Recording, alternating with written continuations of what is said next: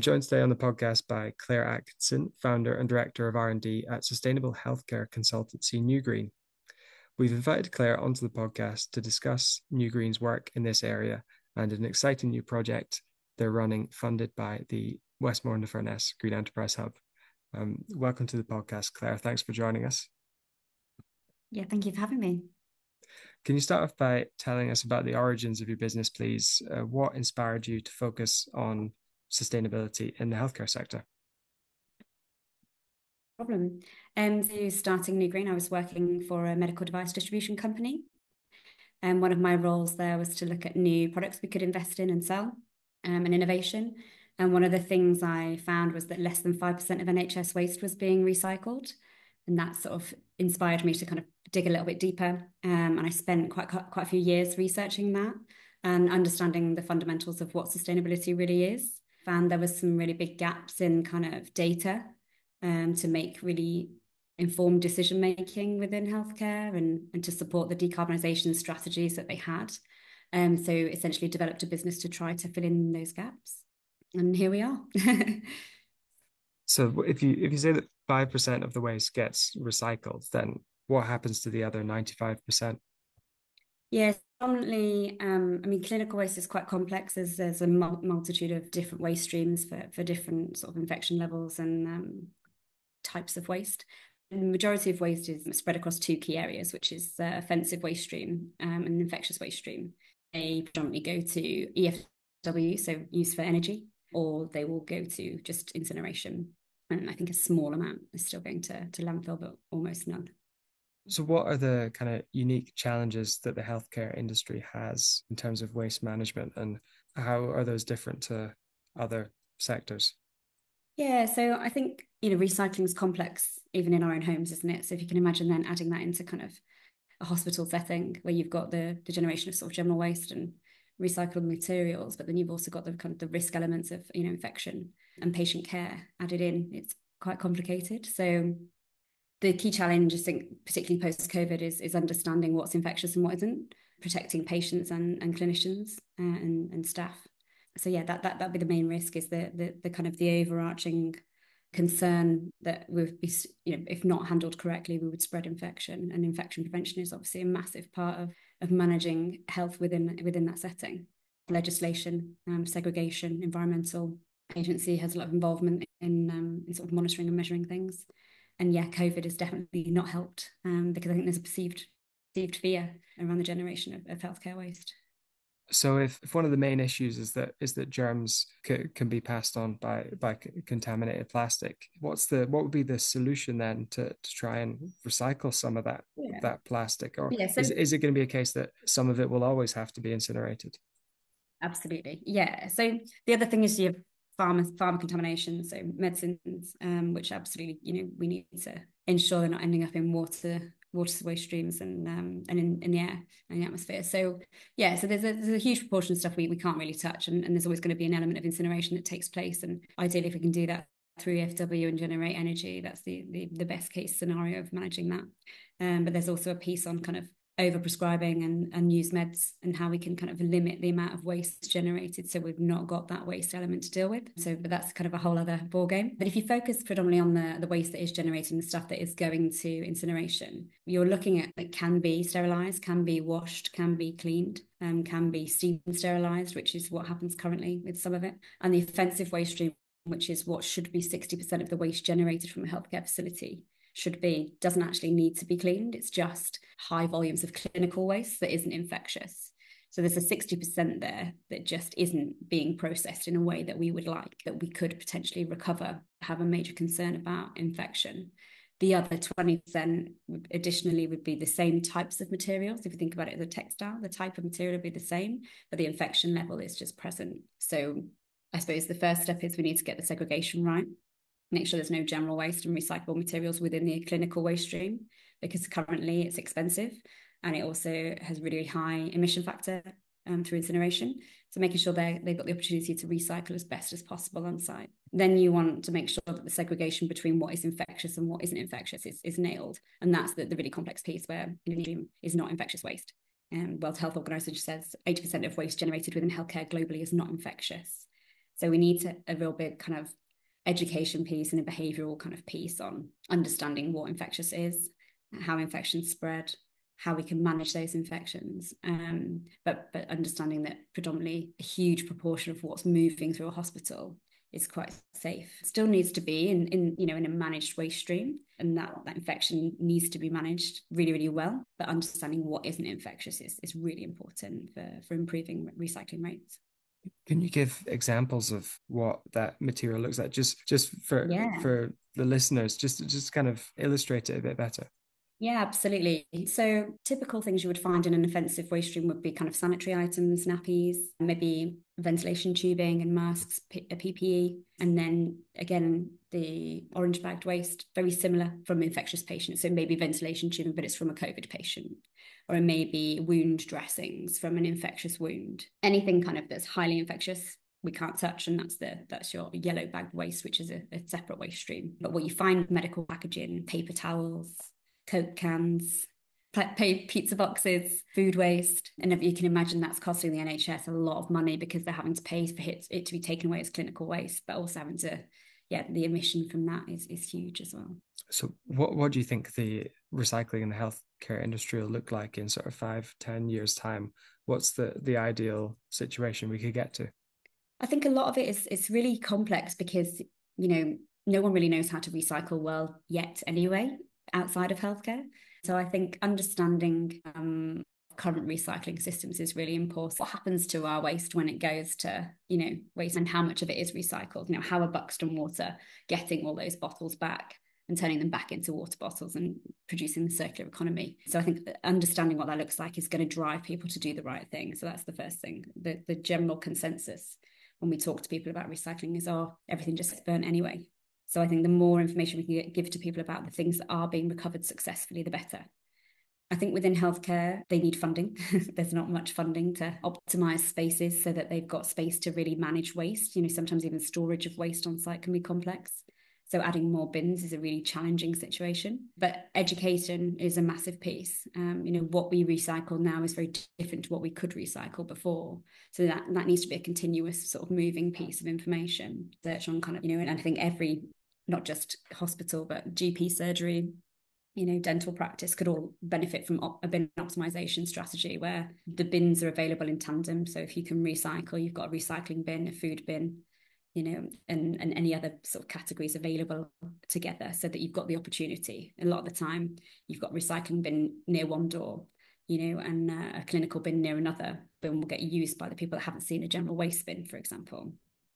So it's about really understanding where things end up. And I think when we look at carbon footprinting and things like that, it forces us to look at that end piece. So understanding where things end up and allowing them to end up in the right place is the most important part. We would like to see the NHS benefit from a rebate, from the ability to sell on their material as a secondary material. So if we could, we've got our KTP to transform healthcare waste into low carbon construction materials. So we would like, rather than the NHS to be paying for the privilege of things being taken away and somebody else benefiting from the sale of that material, we'd like to see the NHS get a financial reward for the sale of that material and potentially a carbon credit for the diversion of that waste from incineration as well. So that's what our landscape would look like eventually, is people understanding where to put things, and then things being valued for as long as possible, and it not being a really expensive, problematic system.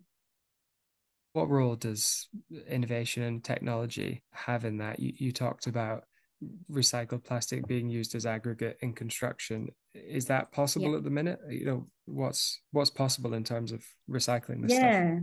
So yeah, I suppose this is where some of the challenges and barriers come in as well. So in theory, yes, anything can be turned into anything technically, particularly plastic. It's very, very easy to transform, but whether you can do it sort of legally, ethically, and morally is a different thing. So we are trying to build a system that's really transparent, really data driven, and so if, let's say, you could take a bag of waste from a hospital down the road, you would know where it was processed, when it was cleaned, when it was shredded, and where it's ended up. So yeah, and there are machines out there, and globally, healthcare waste is being sterilised at scale and transformed into other materials. So we are a little behind the curve on that. But yeah, we're we're seeking, so there is a device up and running in Scotland, which has approval from the environmental agency up there, which has been successfully recycling material for 2 years now and has increased the recycle rate to much, I don't know the exact amount, but it's much, much higher than 5%, shall we say. And it's definitely more than 50%. Just making it into plastic into more usable. So it's waste, and we're utilising that in our research project. Okay. And that is a combination of utilisations of fine aggregate, but also they're testing it within asphalt and bitumen as well. So it'd be like a Highways England type material for roads and things like that. Wow. Yeah. Am I right in saying It's that possible. they used to use like recycled paper, like print Yeah. and books in, and like isn't like the M25 like made up of a load of novels or Yeah. something? Yeah, it's amazing. The really nice piece is obviously a huge amount of hospitals are quite old buildings that need retrofitting. So our kind of ultimate goal would be if we could transform that waste into a material that it could go back into retrofit hospitals, which would be just Mm. an ideal scenario. And you're looking at the material then once it's been sterilized and shredded as just a texture, as a textile, as a mixed material. Ultimately, we would like to extract more of the high quality plastics out of the mixed materials that are generated currently. There's a kind of trade-off between the innovation that's available and the kind of technology being carbon intensive. So we want to make sure that we're not, undoing having a really intensive processing. But currently it's looking very good, very promising. Brilliant. And just to finish off, just to bring you back to the kind of behavioral educational stuff Yeah. that you're doing with the healthcare sector, the project that you've been working on with CAFS and the Westmorland Furness Green Enterprise Hub is a student funding for this amazing piece of work a student from Lancaster Uni is doing. Can you just tell us a bit Yeah. about that, please? Yeah. So the whole process kind of is reasonably circular. So what we're trying to do is improve segregation rates within the hospital, but we do that through auditing the waste that's generated on a site. And we can then use that data to work backwards to prioritise decarbonisation strategies throughout the supply chain. So it could be, gloves off campaigns, for example. We know that that's a really successful one that's happened, but it's not scaled yet. So by using the data, we could extrapolate the number of gloves that are generated on a site, cross that with procurement information and say, okay, well, if we reduce glove use on this site by 50%, this is the amount of cash you'd save and this is the amount of carbon you'd save. So the kind of next stage of that is that's associated with those being successful. So what we need to understand is what drives people to segregate waste successfully. What can we do to the environment to make it easier for segregation? But also what can we do to line up equipment in a way that makes sure that we don't overconsume or throw away things unused. So what a lot of our audits has shown is, you get a lot of pre-made packs and there's quite a few items at risk of infection, or there's kind of just nowhere for them to go because once they've come out of the pack, they're kind of loose items that you wouldn't necessarily be able to sterilize again. Scissors is a really good example. So what the framework through CAFS will do is give us the way of saying, okay, the patient came in, there was a wound, let's say it's a wound care appointment, the care pack was open, the plastic scissors weren't used because the clinician used the metal ones that were in her pocket or their pocket. These were discarded into the clinical waste stream at the end of the treatment. So if you think about the fact that the scissors are made of plastic, which has been extracted abroad, shipped over to the UK, to a depot, distributed into these care packs and then distributed out into these different trusts, only to end up in the bin. That's a massive sort of narrative that we would just really like to be able to evidence enough to say that it's safe to remove them. So that what is the likelihood of the scissors having an impact on patient care if they weren't there? And you'd have to do it with any item you were to remove. But what is the carbon and financial impact of that? And that's a really easy one that I think most people would be quite happy to see the back of plastic scissors in care packs. But that's just one example. So the framework will be a really nice way of checking that we've really done our homework on the applied science and studying behaviour, which we've done a lot of when it comes to kind of bin placement and optimization of labels. But it's really how do people interact with those resources and how do they interact with the materials that they've got in front of them. And if we understand that, how do we then tweak the environment or place, reminders in the right places to reduce those scope 3 overconsumption pieces, essentially. Brilliant. And when do you expect this project to be finished? So we had one of our first meetings actually with Emily today. So I'm not sure 100%. She won't be working consecutively on that from today onwards. I'm guessing it'll be November time Yeah. by the time she's finished. So she's kind of a full report of everything that she's found. She'll go over some of the reports that we've already done and the research that we've already done. And then we'll have a really kind of strong, sort of scientifically backed behavioral framework essentially to study the interaction, which will be really useful, not just for us. I think it's something that we'd be able to share with lots of other people that are kind of trying to achieve similar things. Job ahead of her, but I think she'll do really well.